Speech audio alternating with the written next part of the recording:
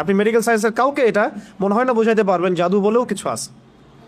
আপনি দেখবেন সব টেস্ট করেছেন, আপনি আপনার সুগার টেস্ট করেছেন, মানে ব্লাডের যত টেস্ট আছে করেছেন, আপনি ইসিজি করছেন, যা আছে ইটিটি করছেন, সব করছেন, কোনো রোগ ধরা পড়ে না, কিন্তু আপনি অসুস্থ। এমন বহু মানুষ সমাজে আছে, এখনও আছে। মেয়েদের মধ্যে অনেকে আছে, ছেলেদের মধ্যে অনেকে আছে। ঠিক আছে, পরে আমি কিছু বলছি যে কি কি এটার প্রতিকার হতে পারে এবং কি কি কাজ করলে এগুলোতে ইফেক্টেড হয় মানুষ আর কি, এবং কোন কোন কাজগুলো করলে আমরা বেঁচে থাকতে পারবো ইনশাআল্লাহ। তো আগে এটা বলে নেই যে এইগুলো কিন্তু আমাদের সমাজে ছড়িয়ে আছে দিন দিন, এবং আগের চাইতে এটার পরিমাণ কিন্তু অনেক বেশি, কিন্তু এগুলো আপনি কিন্তু মেডিকেল সায়েন্স দিয়ে এগুলো সমাধান করতে পারবেন না।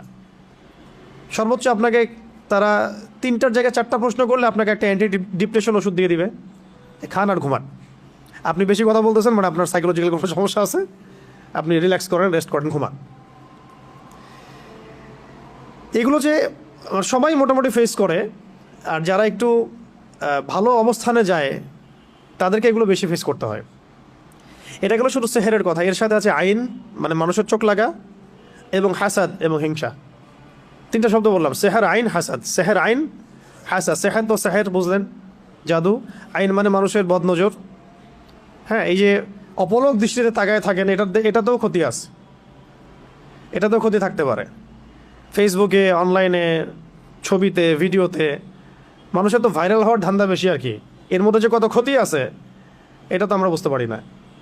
আর এই ক্ষতিগুলো মোকাবেলা করার জন্য যে ইমান, আমল আর যে লাইফস্টাইল, যে তাস্কিয়া এগুলো দরকার হয়, সেগুলো আমরা আবার হাসিল করতে চাই না, কিন্তু আমরা চাই যে আমরা ভাইরাল হয়ে যাই। হ্যাঁ, মানুষ শো অফ করতে চায়, দেখাতে চায়, বডি দেখায়, জিম করে আসলাম, এইটা দেখায়, ওইটা দেখায়, নিজের ফ্যামিলিকে দেখায়, আমি খুব সুখে আছি, আমি খুব ভালো আছি। এই যে শো অফ করতে করতে দেখা যায় ওইগুলো আস্তে আস্তে চলে গেছে জীবন থেকে।